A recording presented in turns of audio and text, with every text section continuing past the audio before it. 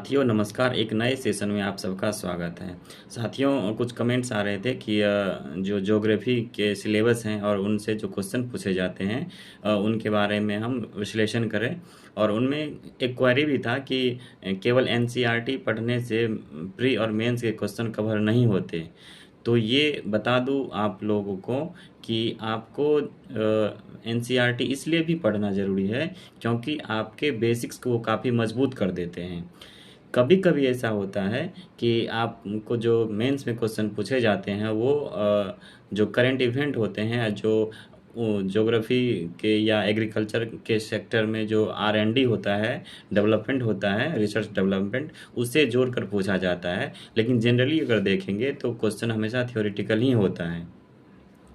अगर आप लोग सिलेबस की बात करेंगे, सिलेबस देखेंगे तो आप लोग को पता चल जाएगा। और उसके साथ साथ अगर आप मेंस में जो क्वेश्चन पूछे जाते हैं उसको देखेंगे तो आपको पता चल जाएगा। पहले मैं बता दूं आप लोगों को कि साथियों एनसीईआरटी बहुत ही बेसिक्स बुक है, वो आपको पढ़ लेना चाहिए मेरे ख्याल से।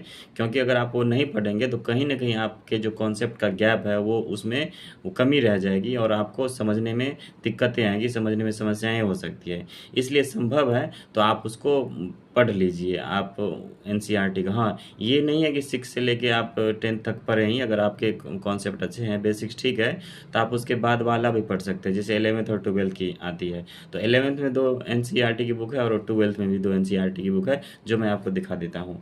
साथियों ये है एक 11th की ये वाली बुक है, ये काफ़ी बेहतरीन है। इसको अगर आप करेंगे तो काफ़ी बढ़िया आपका कॉन्सेप्ट हो जाएगा। उसके बाद ये कर सकते हैं आप, ये वाली भौतिक भूगोल के मूल सिद्धांत, ये वाली भी कर लीजिए। उसके बाद जिसका नंबर आता है, ये जो रिसोर्सेज है, संसाधन है, जो इकोनॉमिक ज्योग्राफी है, उसके तहत ये आपको इससे कवर हो जाएगा। और उसके बाद ये है मानव भूगोल के मूल सिद्धांत, जिसमें डेमोग्राफी की बात होती है, जनसंख्या की बात होती है, हायरार्की की बात होती है, जनसंख्या हायरार्की की। तो ये सबसे आपको कवर हो जाएगा। और आप यकीन मान लिए, मैंने सिर्फ ये चार किताबें मैंने पढ़ा है और इसी से अभी तक जो भी हो पाया बस इसी से।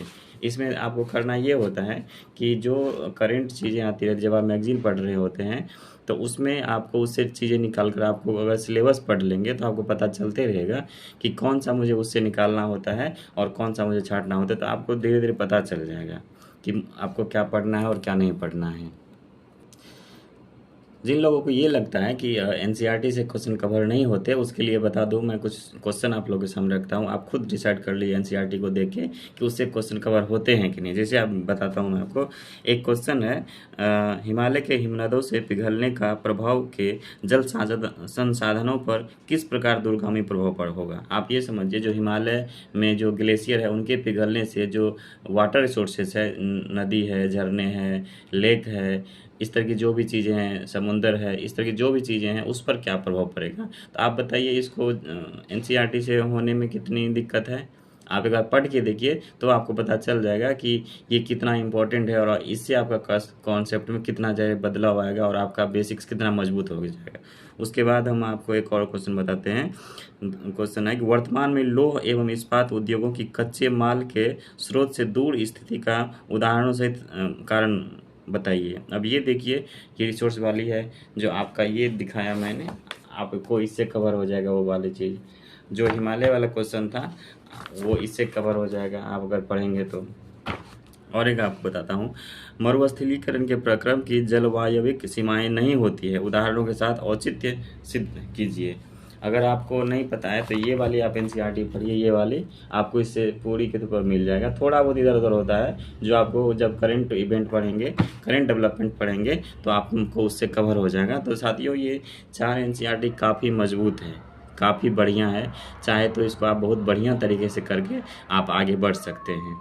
और जैसे कि पता है, जो 6 से लेकर 10 तक की है, ज़रूरी नहीं कि वो भी आपको पढ़ना पड़े, क्योंकि कुछ लोग आप लोग पढ़े होंगे अच्छे से, काफ़ी कॉन्सेप्ट अच्छे हो सकते हैं आप लोगों के। तो जिनका कॉन्सेप्ट काफ़ी बढ़िया है वो लोग उसको छोड़ सकते हैं। लेकिन जिनको लगता है कि मुझे शुरू से जानना है, ग्लेशियर नहीं पता है, हिमालय नहीं पता है, मैदान क्या होता है ये पता नहीं है, पठार कैसे बना, महाद्वीप के विस्थापन कैसे हुआ, समुद्र कैसे बना, ग्रह है, सौरमंडल है, बादल है, वर्षा है, मानसून है, इन चीज़ों के बारे में आपको नहीं पता है, तब आपको 6 से पढ़ लेना चाहिए। तो आपको काफ़ी फ़ायदा हो जाए।